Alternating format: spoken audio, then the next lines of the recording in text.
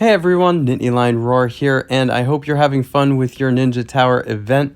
Today we're going to take a look at the quality of the ninja heroes. So when I go into the summon, you can see they're here, and I want to say something up front. I've seen some mixed comments about some of these heroes, so some of you might be surprised at some of the grades that I give these heroes. But they are going to all get a full grade boost because of two things. So basically, if I would have graded one of these heroes a B, I'm actually going to grade it an A, like a whole letter grade higher. Because when I first took a look at some of these heroes, I wasn't too excited about their particular specials, but they have two things going on for them that make them a lot better than I think people are expecting. And I'm going to show you what these two things are. First of all, they've got this ninja family special. Now, a lot of the event heroes have this, but basically the more heroes you have from a similar event, the more they get this special bonus. And the ninja family bonus is like the best of all of the family bonuses in this particular game. So the first one is a 5%/10%, depending on whether you have 2 or 3 heroes. Chance to dodge normal attacks and special skills. And then the second one is 5%, 10% chance to counterattack with 60% or 90% of the damage received. So those are some pretty powerful abilities. They really fit with the theme of being a ninja. So this makes them good defensive heroes, both putting them on defense, but also on the attack so that they're more likely to survive as well, which is kind of cool. And also the counterattack is probably going to be more relevant and more powerful than you're expecting, especially 90%. Oh my gosh, that's amazing. So if you get multiple ninjas, you're kind of incentivized to play with them together here. All right, I think that they probably fit into like a 2-3 scheme. So I like taking 2. It'd be hard to take 3, but it's easy to take 2 in the same attack. So that's one thing that makes these pretty good. The second thing that makes these heroes pretty good, or at least is making them underrated, I think, is these choices with the mana charge. Now, one thing I've learned from Magic the Gathering is that the more choices you have with a card, the more powerful the card is. And another thing I've learned from Magic the Gathering is that sometimes some cards that don't look that good but have choices are way more powerful than you think.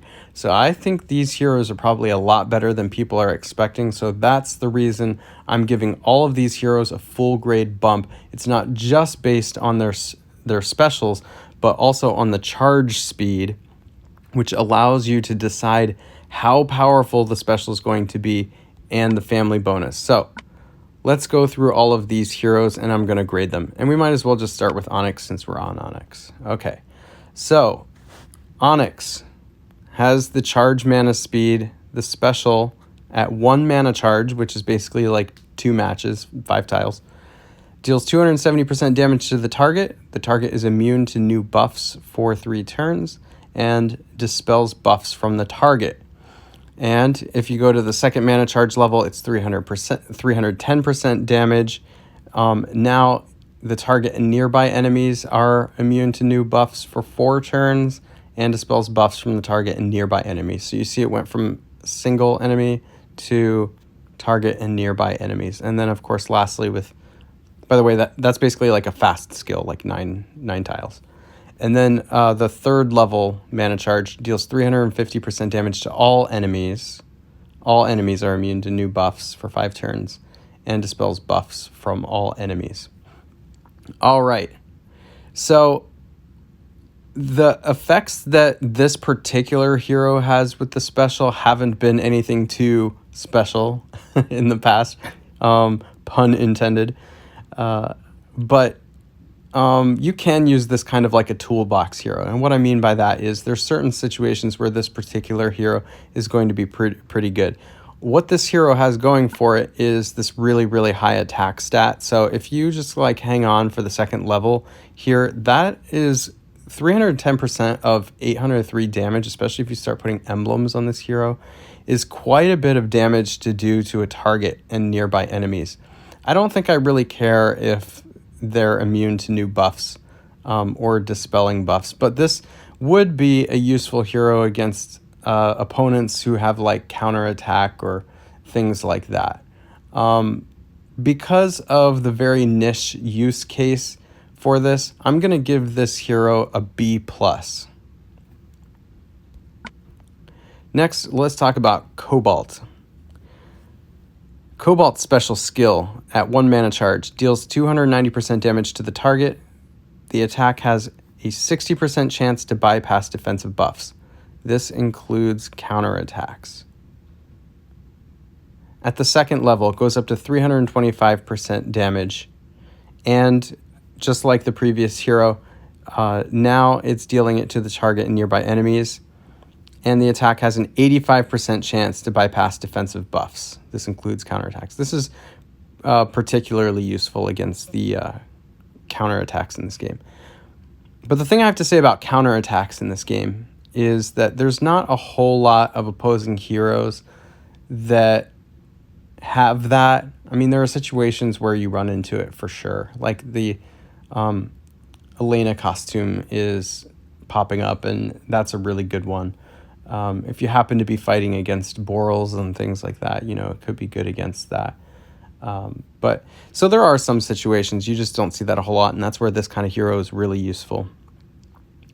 So again, it's another niche case, but the third mana charge is 360% damage to all enemies and 100% chance to bypass defensive buffs. But you have to kind of hang on for a long time to get to that third mana charge. So I'm going to go ahead and I'm going to give Cobalt a B. I don't think this hero is quite as useful. I think it's actually even more niche than Onyx. But this is still a really high attack stat. The defense leaves something to be desired and would really need to be pumped up if you put emblems on it, but that is a lot of HP to go along with it. Let's take a look at Micah. Micah's special skill at 1 mana charge. All allies share receive damage with each other for 2 turns. All allies get plus 20% defense for 2 turns. All allies get plus 15% mana generation for 2 turns. When you go up to the second level, that goes up to 4 turns, plus 40% defense, and plus 26% mana generation. And at the third level, we go up to sharing damage for 5 turns, plus 73% defense, and plus 33% mana generation. Okay, I think this, by the way, it being a paladin makes it really strong, plus this strong defense. This is something we've seen with Teleria that makes Teleria really, really strong. This is totally a tank hero. Like, this is one, if you're going to run yellow tanks, you run this guy.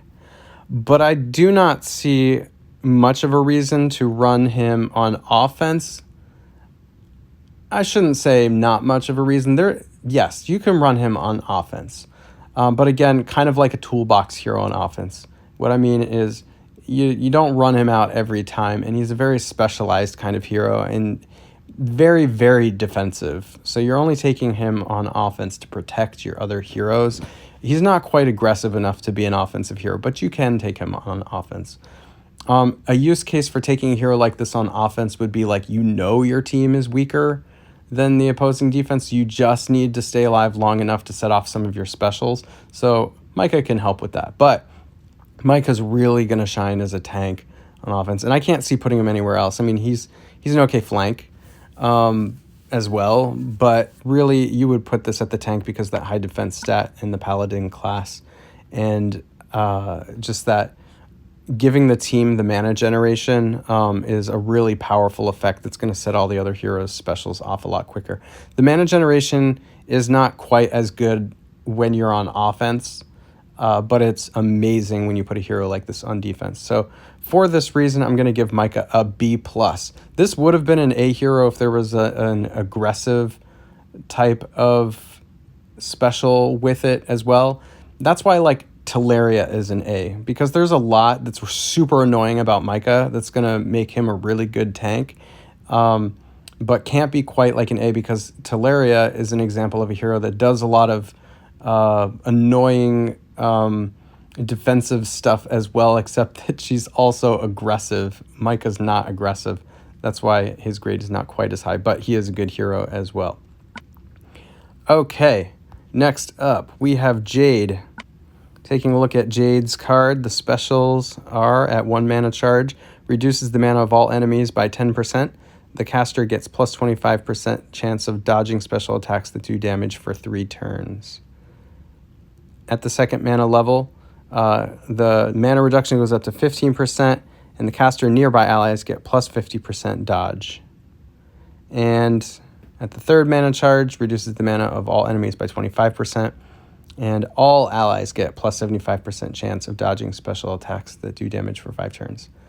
So, just like the last hero we were talking about, this one's a very, very defensive-focused hero. I would probably not take this on offense. And in fact, while I did say there are some uses for Micah on offense, I really, really don't see a use for Jade on offense. There is nothing about this particular hero's attack that inspires me to take it on offense, but she is a really good defensive hero, kind of like a Guinevere from back in the day. But I don't think she's quite as good as Guinevere. She does a lot of the same stuff, but I think what made Guinevere so strong was the mana reduction, plus the healing. It just made her super annoying to kill. The dodging does act a lot like healing, and that can make her really, really annoying, but I think that it's not quite as good of a skill as the healing that Guinevere had. So for that reason, I'm going to give Jade a C, mainly because I see almost no uses for her on offense. I think she is good at defense, but I think that there's better defensive heroes out there. Next up, we have Ametrine. So this is a 4-star hero. And at 1 mana charge, Ametrine dispels buffs from the target and deals 220% damage to the target. Now, that's quite a bit of damage for a 4-star hero when you have 716 attack on this hero. That is quite a bit of damage at just 2 matches. If we go to the 2nd mana charge, dispels buffs from the target and nearby enemies and deals 255% damage to the target and nearby enemies. At basically a fast speed, this does so much damage to the target and nearby enemies. I mean, for one that hits 3 enemies, this is pretty good. And it mainly has to do with this attack stat right here and how high that is. But once you get up to dispelling buffs from target and nearby enemies too, that makes it even better. So I think like a Caedmon or a Sonya, their effect is pretty good because they dispel buffs from the entire team. That particular special on this hero is not quite as good when it's only hitting 3, but it's also dealing way more damage than those heroes when you consider this attack stat. And then finally on the 3rd mana charge, dispels buffs from all enemies and deals 300% damage to all enemies. So like, yes, I know the percent damage might be higher on those other heroes, but like Sonya's attack stat is really low and Caedmon's is like in the middle. And Ametrine's attack stat is really, really high. That's what makes her good. Now, she does have a weakness here, which is her defense. She's going to be a little bit fragile, so she's kind of a glass cannon. But based on this, I'm going to give her an A-. And the reason I can't give her an A is because I think she will die a little bit easily. But for a 4-star hero, she's an A-. I think a hero like Caedmon is an A because he hits pretty hard. He dispels from the entire team, and he does it at fast speed. And so she doesn't dispel buffs, as many buffs at fast speed. And she's got a weakness here, so that puts her at A-. I would say that Sonya is also an A- because Sonya doesn't deal that much damage. But this is a pretty good one. If you're in need of a 4-star hero and you get her, she's a pretty good one to level up. Next, we have Shale. At 1 mana charge, the caster regenerates 411 HP over 3 turns, cleanses status ailments from the caster. That's not a great special for just one single hero. I would probably be waiting at least till the 2nd level, which is the caster and nearby allies regenerate 549 HP over 3 turns, cleanses status ailments from the caster and nearby allies. So healing and cleansing are a really important skill to have in this game because there's so many status effects in this particular game. And so at fast, you can cleanse and heal basically himself and then 2 nearby allies, while the third level, of course, as you can probably guess, he cleanses status ailments from all allies, and they all generate 714 HP over 3 turns. So I give Shale a B. And the reason I give Shale a B is because there's Costume Regard out there, who does a lot of the same thing and more. And you can get Costume Regard to go off with a level 5 mana troop at basically the same speed that Shale's going to go off.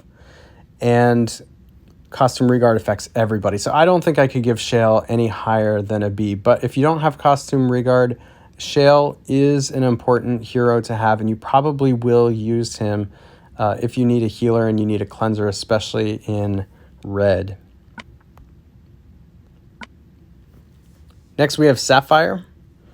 Sapphire's special is at 1 mana charge. Deals 225% damage to the target. The attack has a 35% chance to bypass defensive buffs. This includes counterattacks. So this is similar to one of the 5-star heroes we just went over. At the second level, deals 250% damage to the target and nearby enemies. The attack has a 60% chance to bypass defensive buffs.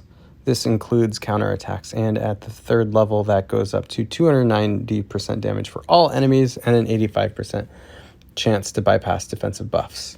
Now, just like with Ametrine, this attack stat is super high. That's even higher than the other one.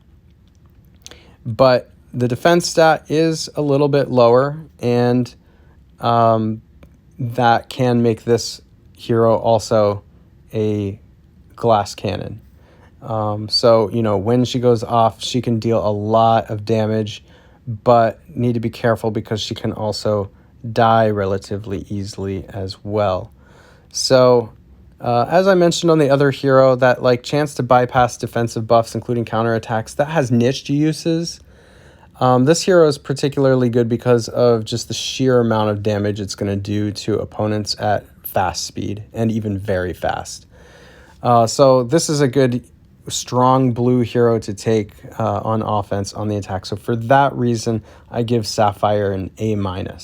Can't be an A because the special is a little bit niche, but hey, damage is the name of the game. I rate heroes highly that can take out opposing heroes and kill them quite easily, and this one can. Next, we have Garnet.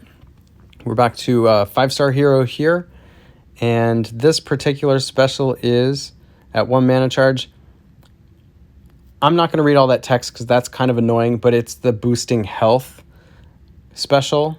And Garnet at the first level will boost it by 180. So it's sort of like healing, except you can go above the max HP. And all allies are immune to new status ailments for 2 turns. So that's a lot like Grizzul. And Grizzul is very fast, and Garnet's going to act very fast here too. So at the first level, this is a lot like Grizzul, who I think has become a pretty useful hero because of all the status ailments out there. So if you don't have Grizzul, Garnet is a really good one to grab in place of her. Remember, she's also getting these bonuses we talked about too. So already starting out, I think Garnet is a little bit better than Grizzul if you're able to pair her with other ninjas.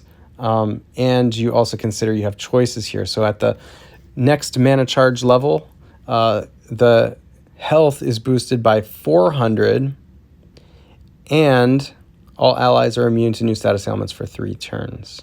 So now this has gone up. This has made Garnet better than Grizzul by a mile. And at the third level, health is boosted by 720, which is just immense. But you're probably not going to get to the 3rd mana charge on many of these heroes. But if you do, that's quite immense. And all allies are immune to new status ailments for 4 turns. Okay, so in this game where status ailments are basically one of the most powerful effects right now with defense down and burn and water damage and poison and all of that kind of stuff, attack down. Oh my goodness, you need heroes like this. So if you can grab Garnet, I think that would be a pretty good hero. So I'm going to go ahead and give Garnet an A-. And the only reason I'm not giving Garnet something higher than an A- is because she's not super aggressive. She's just there to protect your team a bit. An A- is absolutely good enough to take this hero into battle. You just can't have too many of these heroes that aren't being aggressive. So, yes, you would definitely want to use her, but because she's not being that aggressive, like she's not dealing damage in some way, she's gonna be more just like a traditional type of healer that also protects you against status ailments. Okay, so that's really it. What do you think? What grades do you give these heroes? I'm curious to know your opinions. Those are just my opinions. So now I'm going to go ahead and do a 10 pull. First, let's go ahead and use the free tokens that I have to see what I get. And hopefully I get some good ninjas here.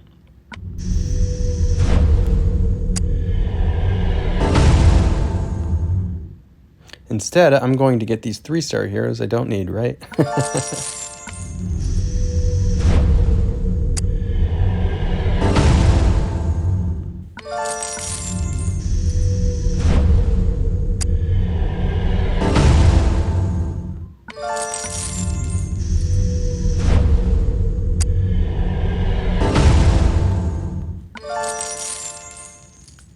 Okay, nothing new yet.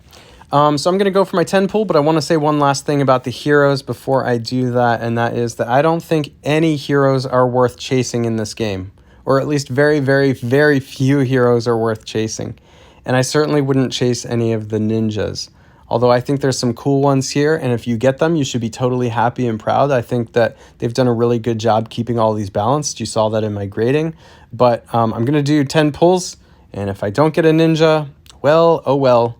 But if I do, I'll be happy. Here we go.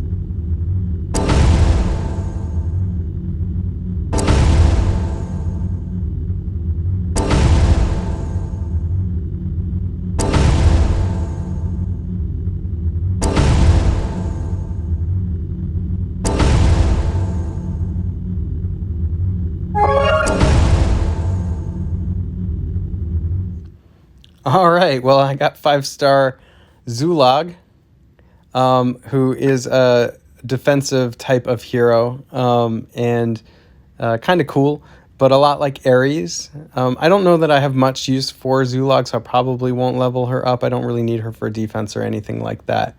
But kind of cool to get a 5-star hero. I'm always happy with that. The only ninja I got was Shale, and I had already said that I have Costume Regard, who I think is way better than Shale, and Costume Regard's so good. He's probably an A+. He's one of the few heroes I would give an A+ to, and I have 5 of him, so I really don't need this particular effect. But this is how it goes. Good luck in your summons. I hope you get some good ninjas. And if you haven't already, make sure to like this video, make sure to subscribe, and hit that bell notification so you know when I drop more videos. See you in the next one.